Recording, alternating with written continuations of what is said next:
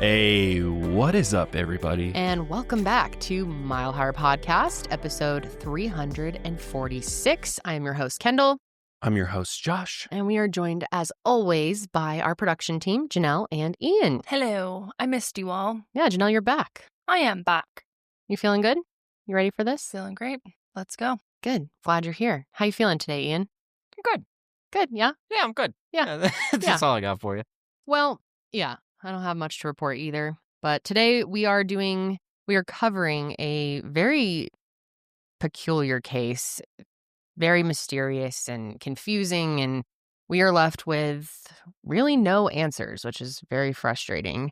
But we have a couple of theories to present, and I'm curious to know everyone's thoughts because you guys always come through with a lot of things that I hadn't yet considered. So maybe one of you guys can clear some stuff up for us because there were some things too that we're confused about. We're going to be talking about the very mysterious death of Blair Adams. Yeah, a lot of interesting things that play out in this one. Some of them kind of bizarre.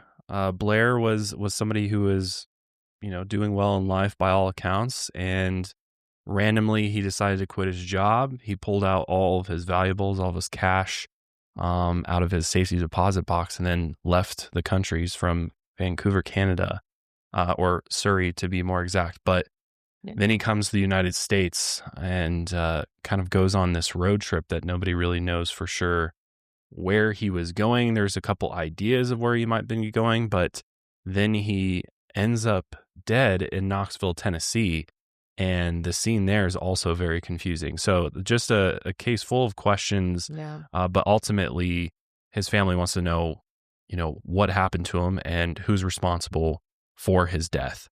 And it's still an unsolved case this day. So let's go ahead and dive into it because there's quite a bit of ground to cover here. Now, not much is known about Blair's early life, unfortunately. We do know that he was born Robert Dennis Blair Adams on December 28th, 1964, and he was raised in Surrey near Vancouver, British Columbia in Canada. Now, Surrey itself is more of a suburb of Vancouver, and it's considered well within the metropolitan area. And although it's the region's second largest population behind Vancouver, most people who live in Surrey do so to raise their families while they commute into the city for work. And we know that Blair had siblings, although very little is known about his birth father. His mother eventually married a man who owned this prefab construction company that operated in Vancouver and Germany, which is important to note, though his name is still unknown. His mother, Sandra, describes Blair as, quote, kind and ambitious. However, he had a different reputation in Vancouver. He had numerous arrests for assaults, typically stemming from bar fights, in addition to drug possession and use. However, it's unclear what kind of drugs Blair was into at this time. But by 1994, Blair wanted to turn his life around. He got completely sober and he joined Alcoholics Anonymous and maintains his sobriety the rest of his life. He even entered a few relationships during this time. His mom later revealed to Knox News that he was involved in a homosexual relationship with a roommate, but it's unclear if this has been confirmed by anyone else. And all she said was, quote, they acted a little strangely and giggled a lot, and it was kind of odd, but then he went back to a heterosexual relationship after that. So that whole bit of the story, that's pretty much that is all we know. And I don't know, it's confusing. Yeah, like I was talking to you guys about earlier, I feel like that specific part of it, that quote from his mom kind of gets drummed up a lot in online forum posts, even though it's like we really have no idea what the extent of this relationship was. Yeah, it possibly could be important information, but I think for the most part it's pretty relevant, and it's strange that it's brought up so much. Right. And we don't even know if it's true. Right. Yeah. But in 1995, Blair got a job with his stepfather's construction company, SS Cedar Homes, which took him to Germany to work on an assisted living facility near Frankfurt. While attending a party in November of that year, Blair met an unnamed woman who would become his girlfriend. And again, going back to the forum posts, there's some old ones about this girlfriend, and contributors mentioned that she was of questionable age for a man in his 30s. But there's no other sources that cite what that age would have been. Maybe it was just, she was in her 20s or something, or she could have been 18, older than 19, him, a lot or, older than him. Yeah. I mean, we have no idea. So again, just another detail that's out there, but does it have any real importance to this case?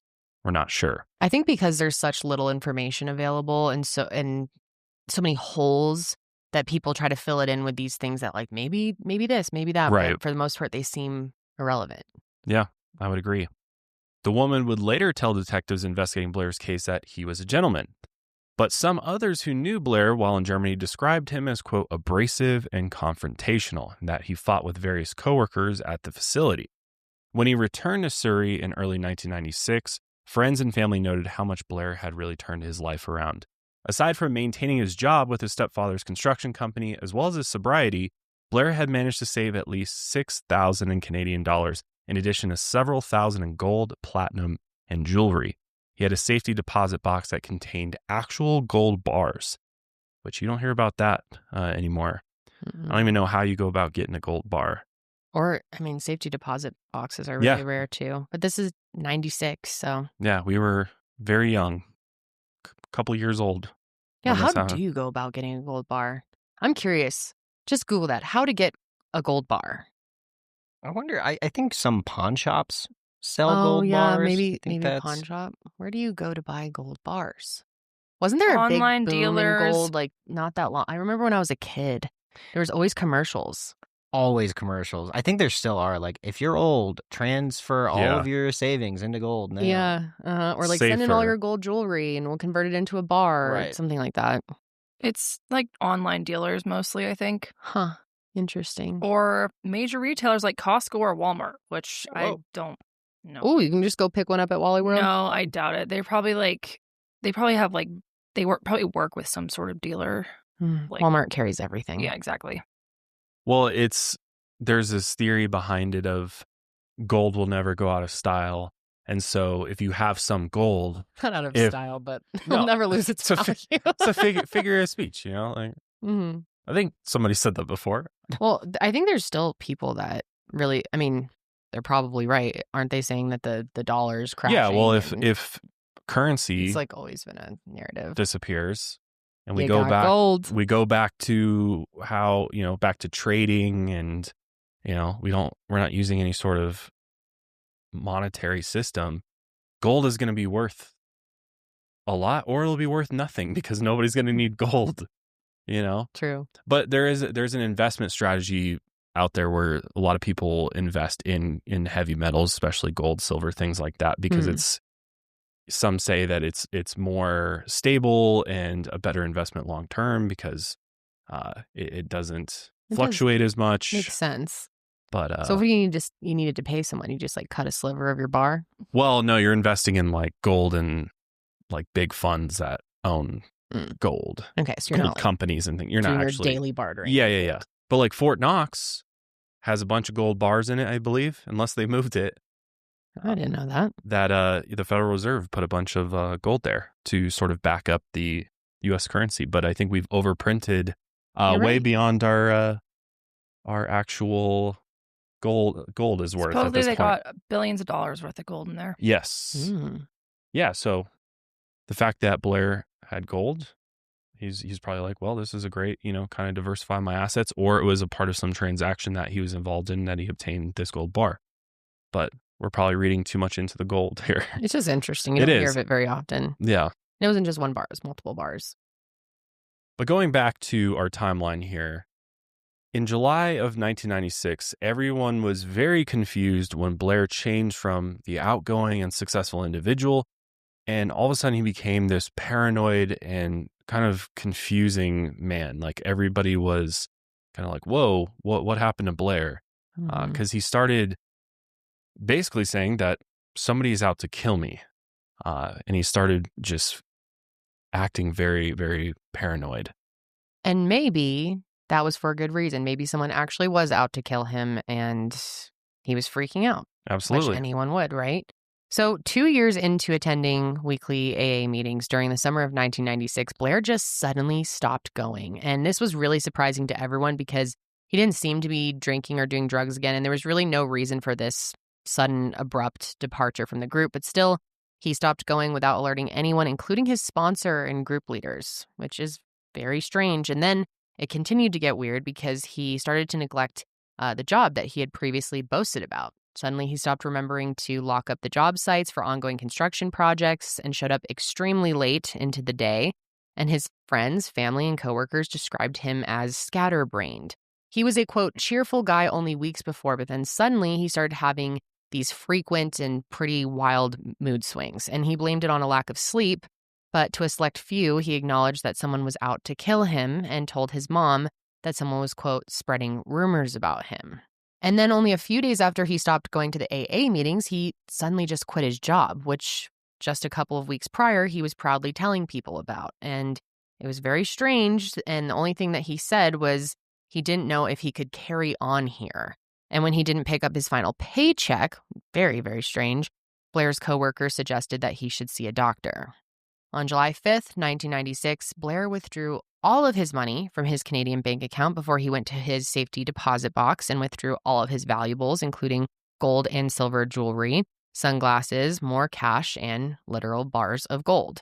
In addition to the valuables from his safety deposit box, he had at least $6,000 in pure cash as well. Later that day, Blair told his mother that something was bothering him. However, he didn't say anything specific, and then just decided to take a last-minute trip to Courtenay, British Columbia, to visit his uncle, who incidentally wasn't even home. The drive from Surrey to Courtenay is at least 4 hours, which I think for most of us, a spur-of-the-moment 4-hour drive is something some of us would do, but for others, especially if you're going to see a specific person, you don't even know if they're home and you're just going to make that 4-hour drive, I think, somebody might be like, oh, that's kind of odd, but maybe it wasn't odd for him. 2 days later, Blair drove his Chevy Chevette to Victoria in an attempt to board a ferry that would take him to Seattle. However, he was flagged by immigration officials. Since Blair was a single man traveling alone with insane amounts of cash and valuables, they assumed that he must be a drug smuggler. On top of that, he lied when they asked him if he had a criminal history, despite having numerous convictions on drug and assault charges. After being denied entry onto the ferry, Blair made the rounds across Vancouver. He visited one of his girlfriends, a friend in New Westminster, and his mother in Surrey. He cried and broke down to his mom and girlfriend about quitting the construction job despite, really feeling proud for working with the company throughout Germany and Canada. However, to his friend, he cryptically told them that he needed to cross the border into the United States because someone was out to kill him, though Blair never said who. And we want to show you this clip of Sandra, his mother, explaining her conversation with Blair on this episode of Unsolved Mysteries from 1997. Blair's cheery demeanor began to crack and buckle. Now his mood swung unpredictably from agitated paranoia to pensive withdrawal. Something was obviously very much the matter. He hadn't been sleeping well. Something was wrong. I asked him numerous times what was wrong, and he said, "Oh, I don't think I should tell you about it." And to this day, I don't know what it is. That would just drive me so insane as a mother, especially in hindsight, now that he's gone, to just never know what he was talking about. And was it something that was in his head, or was this a real threat that he was, very scared of? Well, obviously. It's interesting from the perspective of if his life was really in jeopardy, why would he not tell the people closest to him what was going on? Well, because he might be putting them in danger. Right. True. Yeah, that's definitely true. But even then, if you knew something could happen, you might want to tell somebody, right? Right. But I mean, it's just so hard to know what it was, because it could have been something that he did that he'd be ashamed to tell his mom about. Yeah. Yeah. Maybe it's not reasons. The fact that he thinks somebody's out to kill him. It could be something else. Or they're out to kill him because of something that he did. Right. Well, and again, he probably doesn't want to alarm his mother, have her worried for him, even though that would probably worry her without knowing anyways. But yeah, all very bizarre. And it is possible that he told someone and that someone has never come forward because it's something that he swore them to secrecy on, something that they knew he wouldn't want the world to know. Yeah. Or it really was all in his head. Are you somebody at the end of a long, busy day when you've just been dealing with nothing but hell all day? And you're like, man, would love something to take the edge off of my whole mindset. Well, for some people, that can be chocolate chip cookies and a glass of milk. But for others, it can be a tall glass of delicious, mouth-watering wine. And maybe you're one of those people who likes to lay in bed naked, just letting it all air out at the end of a long day, sipping on your favorite Chardonnay. Well, that's me. Nothing better than unwinding with a delicious glass of wine. But the one thing I hate doing is buying wine, because I know absolutely nothing about wine. I barely know what it is. But thanks to our sponsor today, Naked Wines, I've learned a lot about wine, because I don't really need to know that much, because they teach me everything I need to know about the different types of wine. And the wine from Naked Wines comes from independent winemakers, so you're supporting small businesses out there making some of the world's best quality wine for such a great price. You're going to fall over after hearing this. Right now, you can get 6 bottles of wine for just $39.99. I mean, what an incredible deal. This is really, really good stuff. I love it. Kendall loves it. I love to drink it. I love to cook with it. Because maybe you're somebody out there who doesn't like to drink wine. You don't like the taste. Well, if you haven't had a white wine sauce with pasta or seafood, you are absolutely missing out. I made a delicious linguine and clam pasta for Kendall for Mother's Day, and she was just salivating over it because of how delicious that white wine sauce, and that was thanks to Naked Wines. So now is the time to join the Naked Wines community. You just head over to nakedwines.com/milehigher, click enter voucher, and put in our code milehigher for both the code and the password. Can't forget about the password. For 6 bottles of wine for just $39.99, and you get shipping included. That is an amazing deal. That's $100 off your first 6 bottles of wine at nakedwines.com/milehigher, and use code and password milehigher for 6 bottles of wine for just $39.99. In an interview from 2020, Blair's mother, Sandra, said that Blair was always, quote, kind, and that she didn't think he was suffering from any sort of mental illness during this time. He spent the night of July 7th at his mother's house before packing up his bags the next morning. And in that same interview, Sandra said that Blair was trying to get to the United States for the 1996 Summer Olympic Games in Atlanta, which began on July 19th. However, what's really weird about this detail is that she never mentioned it to anyone in the over 20 years since Blair's death, including to police investigating his case. Which is so strange. I have so many questions about that. Yeah, I really wonder if it's something that, like, because, in that 1997 Unsolved Mysteries episode, like, she's obviously very involved with the interview and everything. And Right. The change to this one, I wonder if it's just in the time since she's thought about these conversations she had with Blair around this time. And I bet, he was probably rambling. He was probably very confused. And I wouldn't be surprised if he said something about the Olympics are going to be in Atlanta, blah, blah, blah. And then in the time since, maybe she put more importance on that. That's like my only guess as to why she didn't bring it up until 2020. Yeah, I mean, I think that is the only guess you could really have. Yeah, it could have been something where it didn't even dawn on her until later. Like, it came up into her mind. We did have that conversation, and she didn't even realize it at first, especially when, your child's missing. Sometimes your thoughts can be all over the place, and you just wouldn't think about every conversation you've ever had until you've had time to really mull it over. But that's a long time. I know. It's strange. That's a long, long time. I wonder if there are any other reasons why she didn't tell anybody. Well, an interesting coincidence is that these Olympic Games were attacked by Eric Robert Rudolph, who planted bombs in both the Olympic Park in Atlanta and Birmingham, Alabama, which ended up killing 2 and injuring hundreds of others. I am shocked. I had no idea that happened. I mean, I was like 3 years old, but just I've never heard of that. God, I'm surprised. These look horrible, the pictures from it. I'm surprised only 2 people died. I mean, hundreds were injured, but... And that wasn't the only big trip that Blair had planned. Earlier on July 7th, he went to a travel agency You don't hear about that anymore. And spent $1,700 on round-trip tickets to Frankfurt, Germany. However, he refunded the tickets later that day, saying that the person he planned to visit got sick. Very strange. But his German girlfriend wasn't expecting him, and he never told her about a potential visit. Now, when he did speak to his German girlfriend, he was more specific about what he was fearing. He said that former co-workers from Germany, the ones who described him as violent, had recently returned from overseas, and he was scared of running into them. However, he did not say that they were going to kill him like he had previously said to his Canadian friend. Now, Blair was not heard from for the remainder of July 8th. Then on July 9th, he was spotted by authorities attempting to cross the border into Washington on foot. And authorities stopped him initially because he matched the description of an auto thief, and a stolen blue car was found just near the area where he was trying to cross.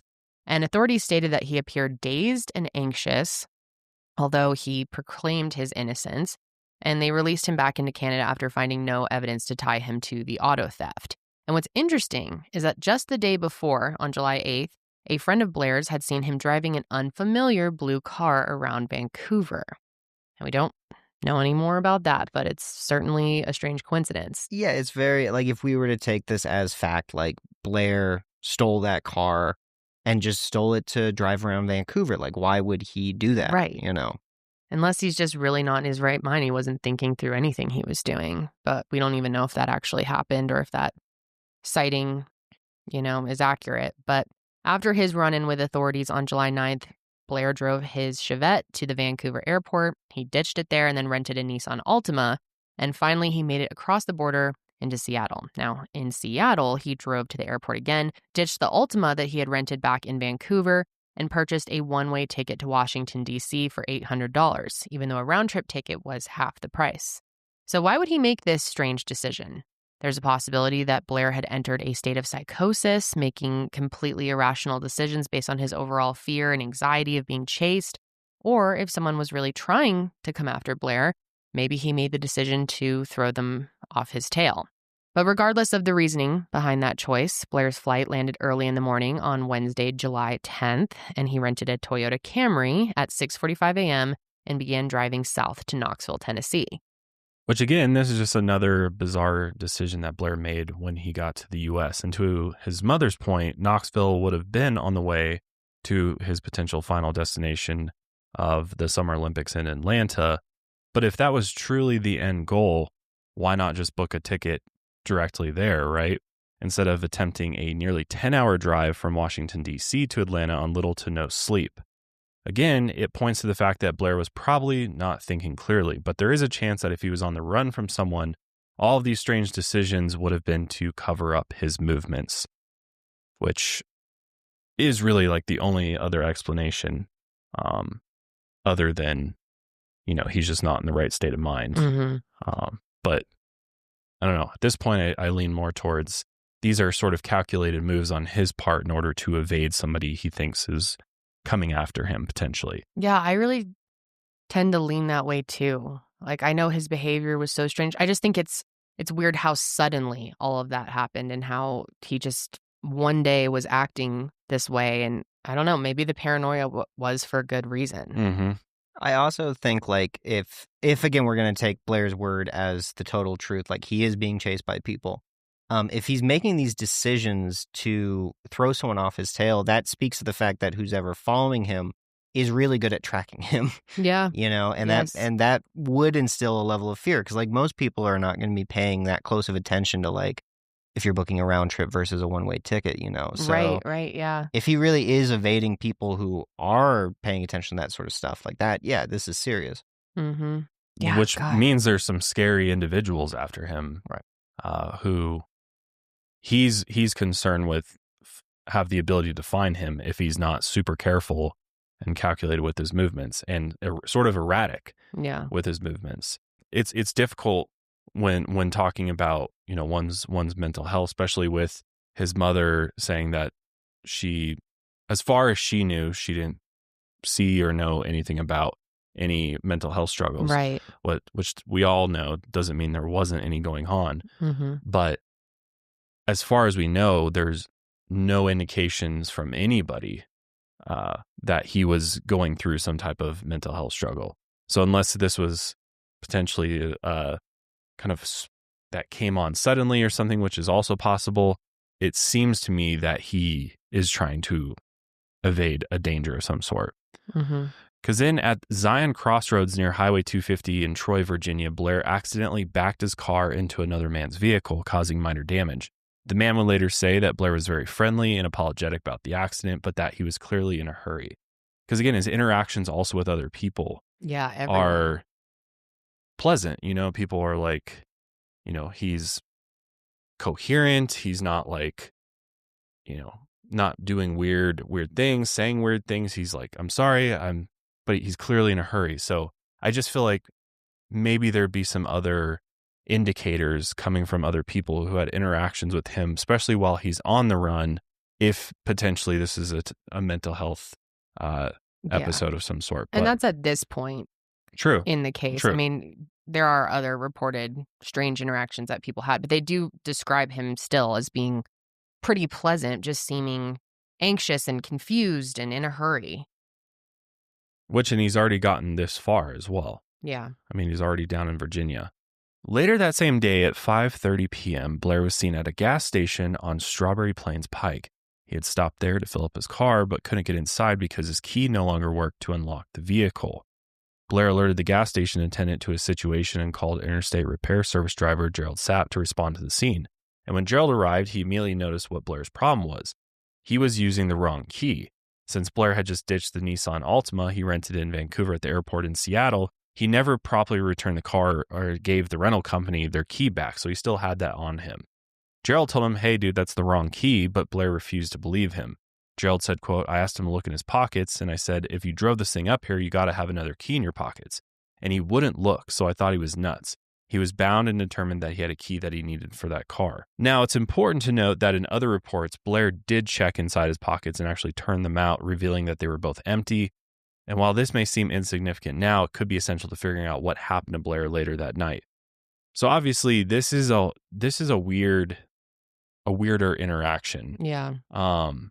I don't know. It's like maybe he's just in such a hurry that he's not realizing like what keys he's looking at, and the keys look similar or something like that. I'd imagine that Toyota key and the Nissan key look very similar, and he's just like frantically like, I got to get back on the road, that he's not thinking clearly through the situation that's right in front of him.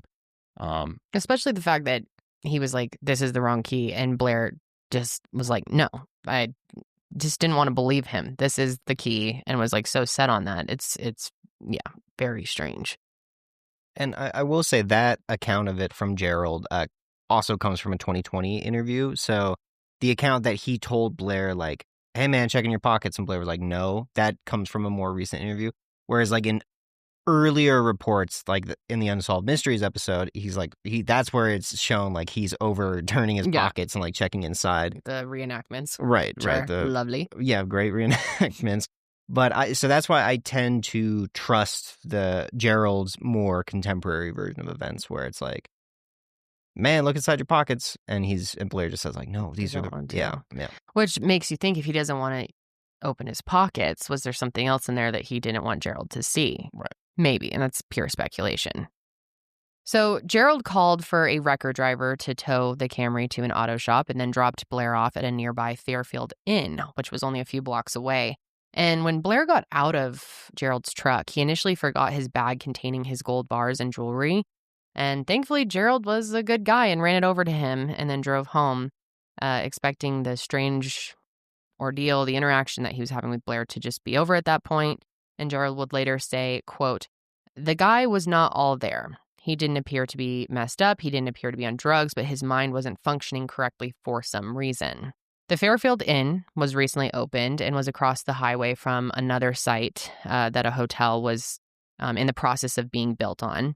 And even at the Fairfield, Blair continued to show odd behavior. I mean, really every interaction he had with anyone during this time that we know of, he was acting strangely.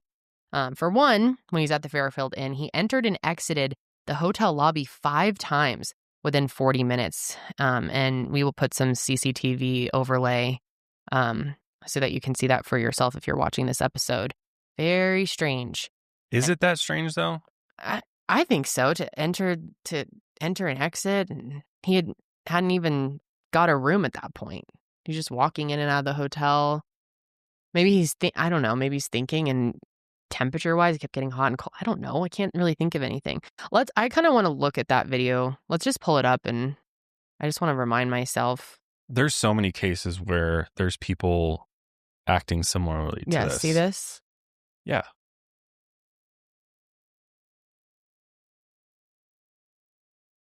Of course, it could be something that's not strange, but I think considering all of his other behaviors and his interactions with people, this stands out as strange. Which this is on a loop. It's not this many. Yeah. But just so you can see it. So then when he did purchase a room finally at around 7 p.m., he used a $100 bill and then just walked away before the clerk could even get him his change. And she tried to get Blair's attention, but he just walked straight to the door, almost as if he didn't hear her or didn't want the change. And then throughout the night, the clerk repeatedly tried to call his room with no success, and it seemed like Blair never actually went into his hotel room once during that night. Very, very bizarre. So a hotel employee, Tika Hartsfield, said that Blair seemed, quote, paranoid, and that he was just nervous, agitated, and expecting someone to come in on him, even though there wasn't anybody there. I don't know who he was looking for, but he was waiting for someone to walk in for him. So yeah, really every account that people have of their experience or their time being around Blair is just pretty much along the same lines. Which, is it paranoia, or is he still just being extra careful that he's not being followed? That's the big question here. Nobody knows. See, I think that is the interesting thing with all of these weird accounts with Blair is that, like, yeah, you could definitely say, like, this is an instance of just paranoia, psychosis, whatever. But nothing is too far outside the realm of being like, oh, he's being followed and either trying to avoid them, check for them, or throw them off. You know, I think it's strange how all of them could fit into either box and you wouldn't think too much of it. Right. Well, yeah. Especially because in my mind, I'm like, you're going to appear weird and strange to people if you're fearing for your life and you're so paranoid that they're right around the corner that you're constantly, but that doesn't mean you're mentally not all there. You know what I mean?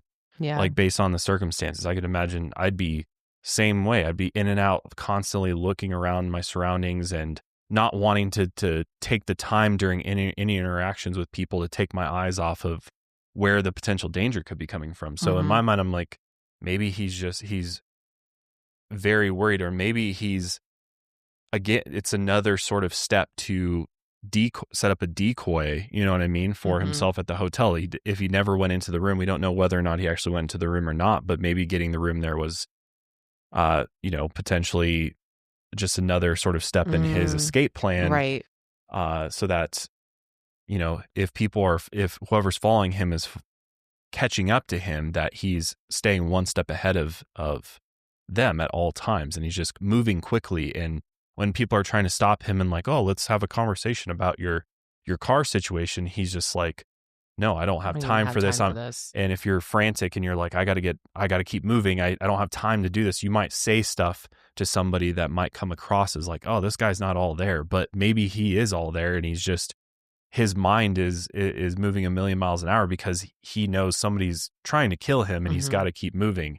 And so to everyone else, it seems like, oh, something's, wrong with this guy mentally, but maybe he's just literally trying to move as quickly as possible to stay ahead of whatever threat is coming. It's also interesting going back to the fact that he was blaming his, behavior sort of on the fact that he wasn't getting enough sleep. And then, we don't even know if he made it into his hotel room. We don't know if he slept at all that night.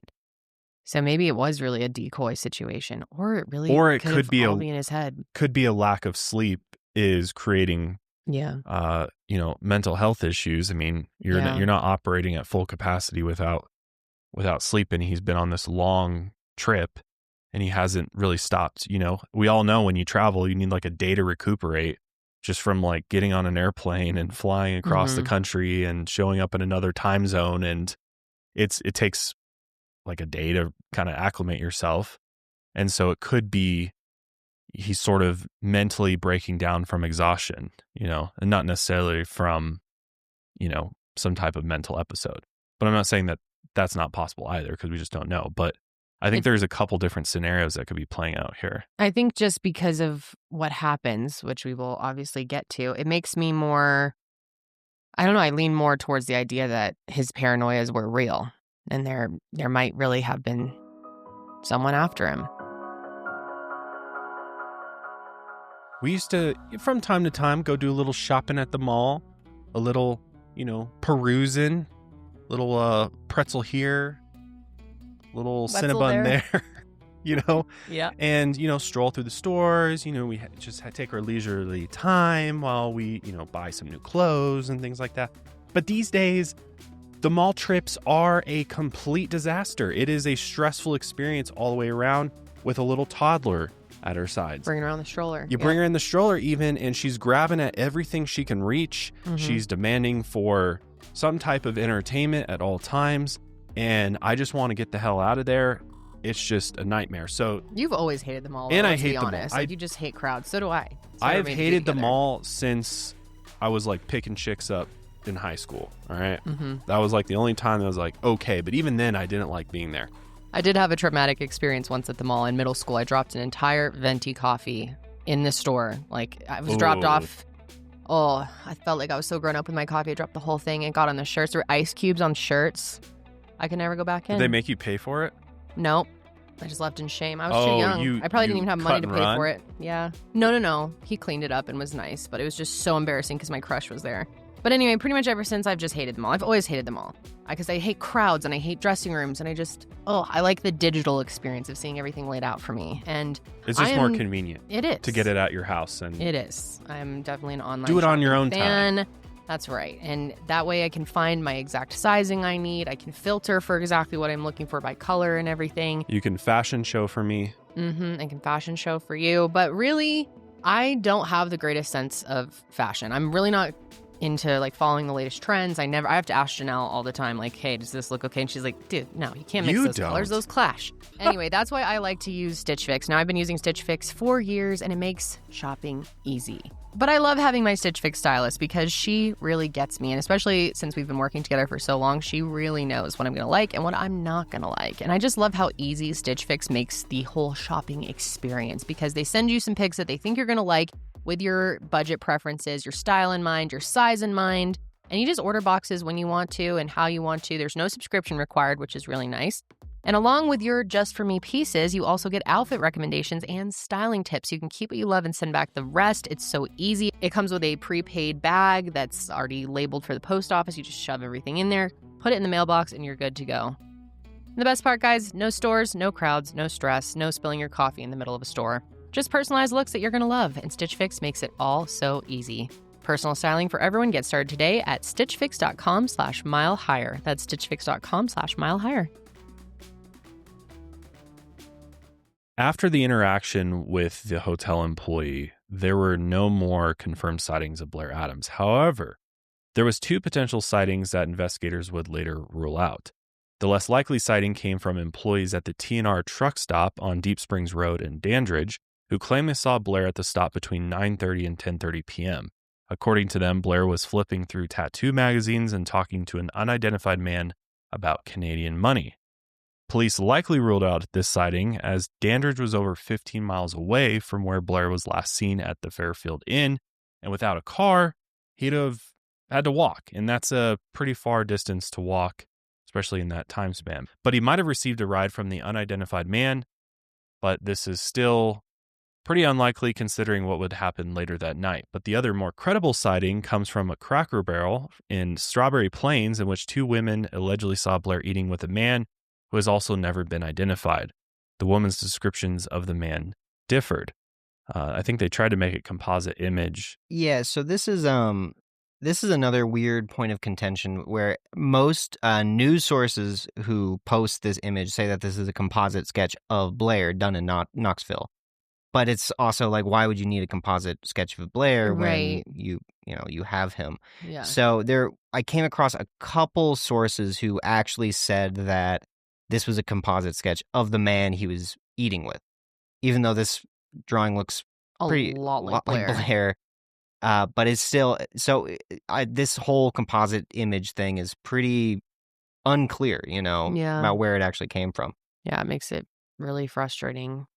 But it's weird, though, that the police would rule out the Cracker Barrel sighting because the restaurant was within walking distance of the Fairfield Inn. And of course, after all this travel, he would have likely gotten some food since he really hadn't eaten anything substantial since he left his mother's house. Yeah, as far as we know. Right. Still, the next confirmed sighting of Blair comes from 2 construction workers on the morning of July 11th, 1996. The workers had arrived at the under construction hotel across the highway from the Fairfield Inn when they saw a man lying down in the parking lot. Assuming that this man was possibly just a vagrant who had slept there during the night, the workers went over to check on him. In reality, they discovered Blair Adams, deceased with thousands of dollars in Canadian, American, and German money scattered around the scene. Very bizarre. So aside from the money that was scattered around the scene, additional dollar bills were stuffed into the pockets of his blue jeans. In fact, the owner of a siding company working on the site pocketed $110 from the scene, but did later have a conscience and gave it up to authorities. But Blair was also found naked from the waist down. Knox County Sheriff Jimmy J.J. Jones said that his pants had been removed, quote, like someone else pulled them down for him.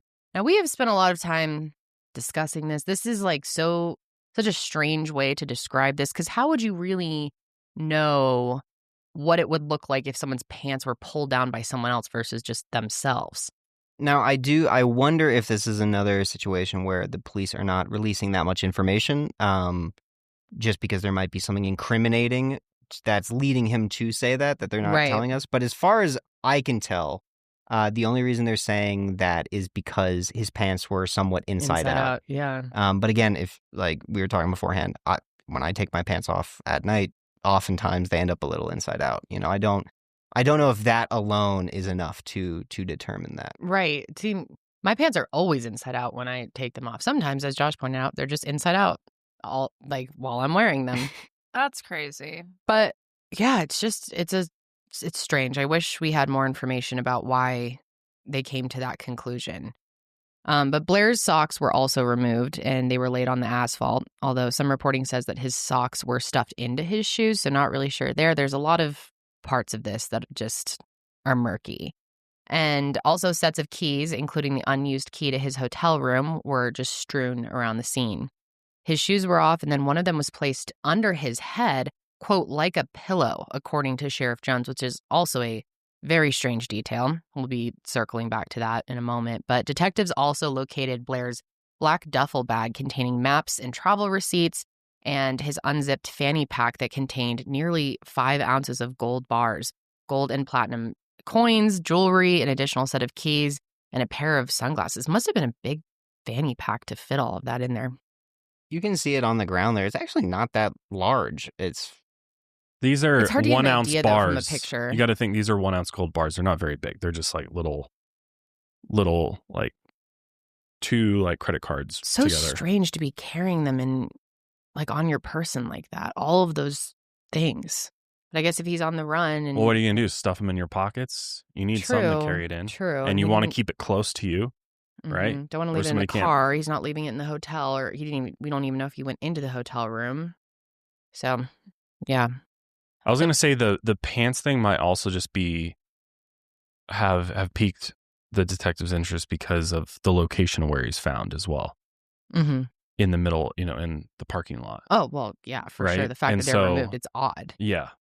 Just, So maybe that's just to the extent of why they make a big deal about that, or why would somebody just remove their pants at that location? well, I you don't know? think it's strange that they made a big deal about him not having pants. I think it's strange that they believe they were removed by someone else. But yeah, maybe there is an explanation for that. But according to investigators, the contents of his fanny pack were untouched, which is really strange. You'd think that if he was robbed or anything like that, they would have taken that with them, unless they just didn't think he'd have much in his fanny pack or had to get out of there quickly.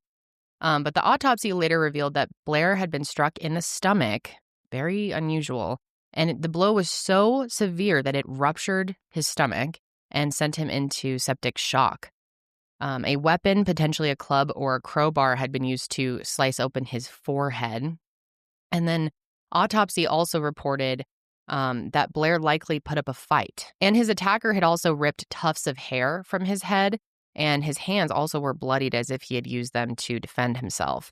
One cut was deep and blackened, not unlike road rash, or that it had been, quote, forcefully knocked to the pavement, according to the Tennessee Bureau of Investigation agent David Davenport. Investigators would later return to the nearby construction site to test various pieces of rebar and crowbars, but failed to identify a weapon used in Blair's murder.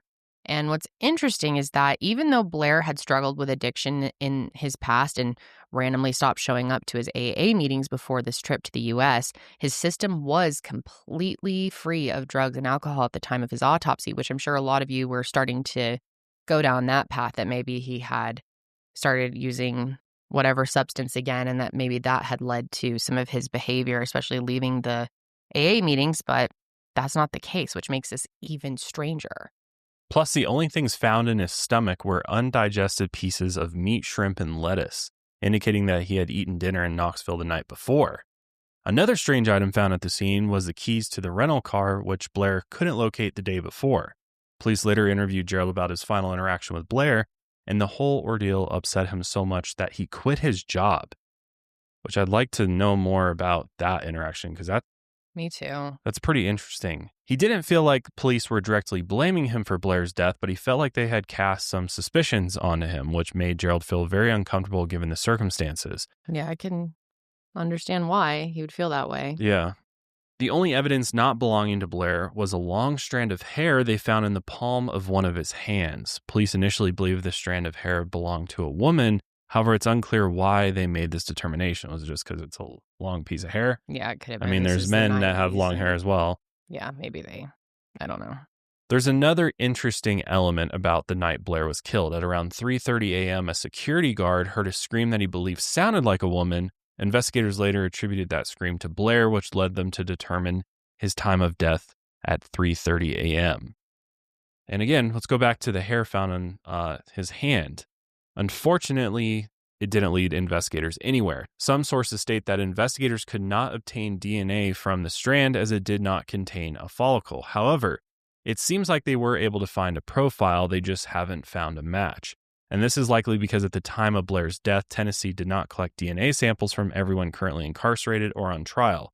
And as of the 2010s, it was one of just 7 states that didn't adopt that measure.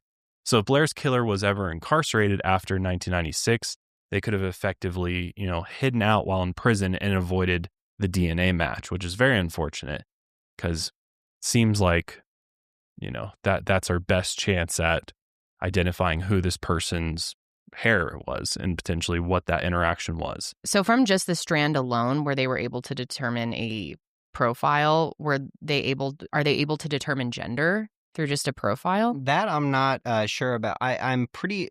So again, this is just from the different reporting, specifically from that Knox News article. It stated that the reason they made the determination was only because the strand was long. That's really it. But I do wonder. I'm not sure if they were able to get a profile, if that would lead them to be like, well, we don't know who it is, but we know it was a woman. Yeah, maybe that would explain that more. So it looks like, if the strand of hair doesn't have the follicle on it, because you need the follicle in order to get a DNA profile, match, yeah. But you can still get mitochondrial DNA from the hair shaft. Mitochondrial DNA is inherited maternally and can be useful in cases where nuclear DNA is not available or is degraded. So can you determine gender? Mitochondrial DNA from hair can be used to trace maternal ancestry lines. So it seems like with the follicle, you can typically tell sex or gender. Without the follicle, no. Yeah. So I don't think you can with mitochondrial DNA. But so from what we know, it really sounds like they determined it was a woman based on the length, which is very strange. But I don't know. Maybe, I don't know. It's just some sources saying that they weren't able to that it didn't contain a follicle. So maybe they did. I don't know. And again, that's mainly according to older sources. From most of the more contemporary sources, they either state that there was a follicle, straight up, or they don't mention the presence of a follicle and they just say that they were able to get a profile. So it's kind of unclear like where exactly this DNA information is going to be coming from. And I do wonder again if this is all because like the police are not really releasing that much investigation because it's technically still open. Right. It's always frustrating. These days, we're all doing our very best just to remain calm. It's very hard. I must say, I really struggle every day not to go absolutely just nuts. I mean, with work, with a toddler running around, with all these animals running around, it is just absolute mayhem. And so one of my favorite ways to just find some zen at the end of the day or to start the day, I just pop out my phone, hit that Calm app, and I just enter a whole other dimension of pure bliss and peace, and the whole world around me just completely shuts off. I mean, the Calm app has been one of my favorites for years, and I love all the different features that it has. It's got guided meditations to help you work through anxiety and stress, boost your focus, build healthier habits, and just take care of yourself. Love yourself. There's sleep stories, sleep meditations, and calming music. So once you're done listening to the Mile Higher episode, just pop that Calm app on if you're still awake, which some of you aren't. But if you are, Calm is there to help transition you to dreamland. There's grounding exercises to help you reset and relax and just, help you bring it down a few notches. Because we're all trying to just get a little worked up, you got to bring it down. Calm is there. There's also expert-led talks to teach you about improving your self-esteem, living a happier, healthier life, improving your relationships. I mean, it's got all of the tools you need all in one app, and it fits right in your pocket. That's right. Take it in the car. Take it on the plane. Take it to work. Take it wherever you want to go. That's the beauty of Calm. Calm has over 2 million 5-star reviews. I'm one of the 2 million. It'll help you de-stress, relax, sleep more, and just live better. And we have an exclusive offer for you. Thanks for listening to this ad. Of course, I've got an offer for you. It's 40% off a Calm premium subscription at calm.com/milehigher. It's an amazing value.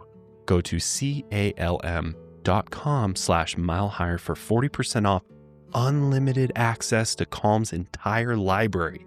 Calm.com/milehigher. And tell Calm you heard about them from yours truly. Sleep well. So what about the theories here? Well, the leading theory, according to investigators, is that Blair was the victim of a sex crime turned deadly. Investigators believe that he was a victim of sexual assault before his death. However, it's unclear if this was due to any other supportive evidence aside from his pants being removed and the defensive wounds on his hand. Or both of his hands, actually. But I wish we had more information because that would be a good information to know. Because if it's just based on his pants being removed, especially with a blow to the stomach, I could see. Well, I think as we'll talk about in a second, I think it's also the locations as well. These locations, the Fairfield Inn, as well as the truck stop, which we'll talk about, are hotspots for sex workers. Mm-hmm. So I think investigators are. I'd like to think the investigators are going off of their experience with the area, the known sex workers in the area.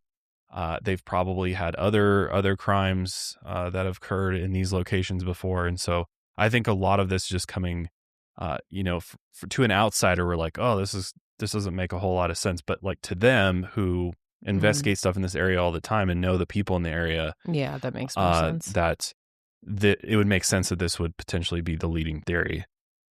I've noticed, like, if you look again on forum posts for just people positing their own theories about this, a lot of them will definitively say like there was a wound on Blair that was like sexual assault, like as if something was put inside of like his anus or something. But the fact of the matter is like I could not find an investigator ever saying that.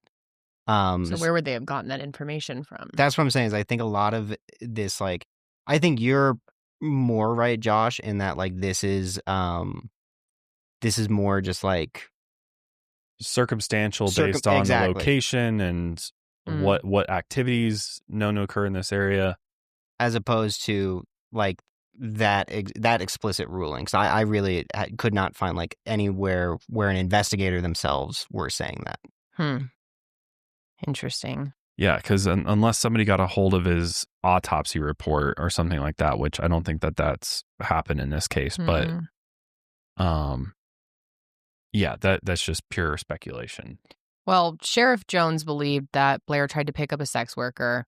However, instead of going through with the act, they attempted to kill and rob Blair since he had thousands of dollars on him, which is also weird to think about because they did leave the fanny pack. Maybe they didn't know it was in there, but I don't know if it was really a robbery. Seems like they left a lot behind, or they had to get out of there fast. I don't know. But investigators believe that the interaction could have begun in a vehicle, and the initial struggle happened inside before the killer struck Blair on the head, threw him onto the road, and caused the fatal blow to his stomach with the car before driving away. So it's possible he was hit by a car, which I think would make maybe more sense. It's hard to, unless a crowbar or something like that was used, just a punch to the stomach, which is possible. Houdini, that is how he died. It's just you definitely don't hear of that very often, someone dying due to just being punched in the stomach. However, others, like Sheriff Jones, believes that the fatal injury came from a hard kick while Blair was already lying on the pavement. That'd be a really hard kick. But if Blair was tossed from the vehicle, that would explain why his various items, like the car keys, the pants, the socks, the bags, were just strewn all over the area. They could have thrown each item out of the car while searching his pants. But then there's some strange theories around the shoe being under his head, sort of as a pillow. And a lot of people online, so take it with a grain of salt, have theories that maybe someone with medical experience was either involved in the murder or discovered Blair before the police and elevated his head. And then maybe if someone came across him like that, propped his head up, but they didn't want to get involved in the whole situation. But I think we all agree this seems pretty far-fetched, especially if it was...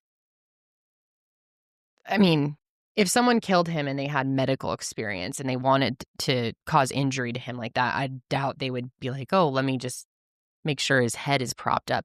I think it's more likely... Well, they would have stayed there with him till an ambulance came. Unless they were the killer. Right. But what killer would set you up like that before? This doesn't make sense. I think if it really was someone outside of Blair, which we'll talk about next, that it was probably just some random person that, I don't know. But why would you even think to prop their head up? It's very weird. I think here's what makes the most sense. It's more likely that Blair, who was dying of septic shock, propped his own head up on the shoe as sort of a form of comfort, as it had been noted in with other cases with similar causes of death. However, one major inconsistency is that if this resulted from a robbery gone wrong, why would there still be thousands of dollars left at the scene? In addition, he's got his gold bars, his jewelry, his coins.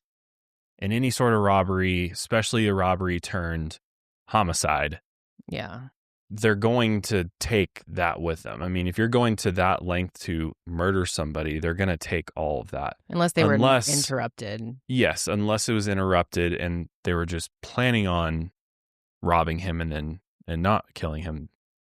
So I guess in either scenario, it could explain it. But I think in this one, if this was an armed robbery and they shot him, it would be very easy to just grab his shit and go.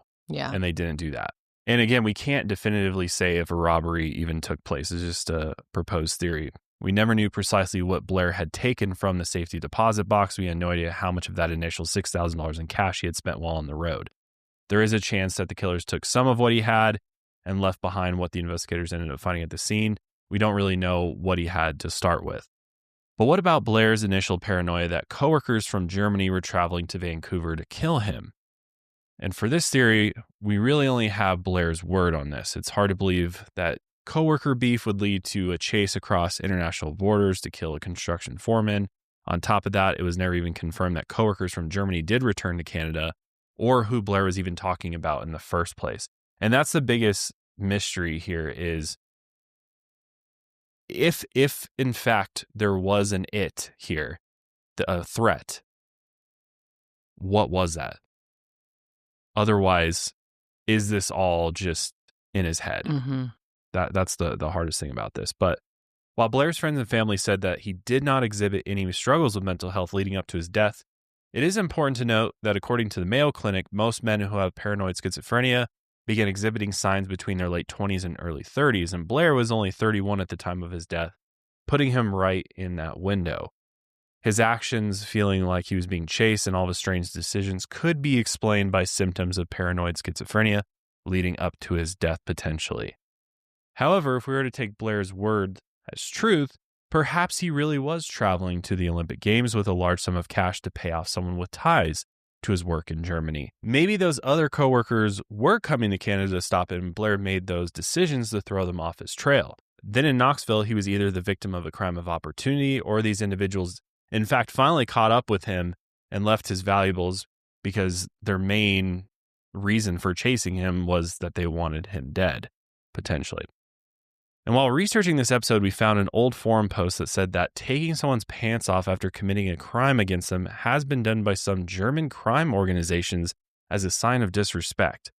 And Ian searched far and wide to find anything to confirm this, but doesn't sound like this is a real common practice. So much so that it's like reported Right. all over the place. But Well, and like you said when we were talking about it earlier, like, I feel like that's just a sign of disrespect. Across the board. Yeah, anywhere. Yeah. There was in this forum post, there was like a specific phrase associated with it.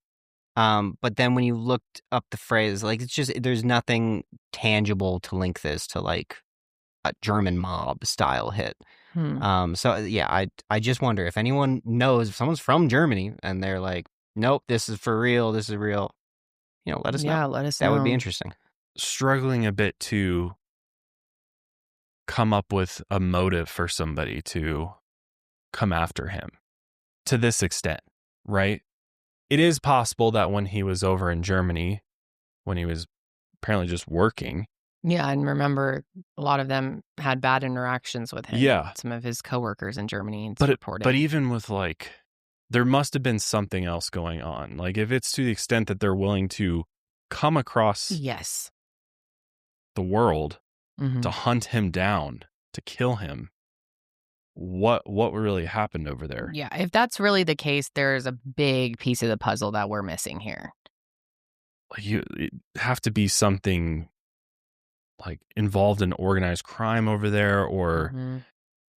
shady someone's business, money, or- shady business dealings, loan shark, something along those lines. Where, but then it's like, why at this time too? Why all of a sudden at this point? Why didn't they just find him in Canada? What tipped him off to then leave Canada, and why did he come to the U.S. Unless he was coming for the Olympic Games, or was he meeting up with somebody there to hopefully fix the situation, and what communication? How'd they communicate with him? That's what I want to know. How do you even know the threat was coming? How do you even know to leave Canada in the first place? What's also strange to me is I think if someone was coming after him and wanted him dead, you would think that they would have like stabbed him or shot him. I think it's strange to, I mean, we don't know exactly how they did it, but do this, blow to his stomach. It just doesn't seem like a very sure way, unless they just wanted to beat him up and then didn't know that he would actually die. I think that's a good point, because it seems like that's kind of a risky way. If you're going to assassinate somebody, you would want that's a bit of a risky way to do it in a parking lot and where potentially people could see you. And you don't know if that injury would actually have killed him. Yeah. So it's strange. There's also a part of me that wonders if maybe he ran into just the wrong person and his behavior was so odd that an interaction with someone just went bad. And another idea is maybe somebody he encountered when he got to Knoxville figured out this guy's carrying a bunch of cash on him, and maybe they tried to maybe a pimp or something set him up with a sex worker, and then the interaction went bad or something like that, or he freaked out on the sex worker or something, and it just kind of all just happened all at once, and he ended up getting hit by a car and then beat and left. But then again, why not take the money? Why not take all of his valuables? If you're going to go to that extent to quote unquote punish him, why not take all that? But maybe they're just freaked out because they don't want to get caught, or this pimp doesn't want to get caught and shut down. And so something like that. I know that's a, law enforcement, in this case has said they even went and talked to, pimps and prostitutes in this area that, they knew of. And, but nobody had anything to say about it, but maybe that's because they're covering up what happened, Why would they say anything? I do think, like, to that point, there's that whole, the security guard who heard the woman scream at 3:30, and then investigators later said that was Blair. Maybe it wasn't Blair. Maybe that really was a woman screaming because of whatever happened. Whatever interaction. Yeah, that's what I was thinking too. How would they have known for sure? Right. Oh, that's what, cases like this are so interesting to me. They're so intriguing, but at the same time, they're so frustrating. They almost piss me off that we have it really could be any of these different things. And then to think about the fact that there really could have been no one after him, and this really could have been a mental health episode, and he just ran into the wrong person along the way. I don't know. It's just his behavior, it happening so abruptly, which of course you can have a mental crisis like this abruptly.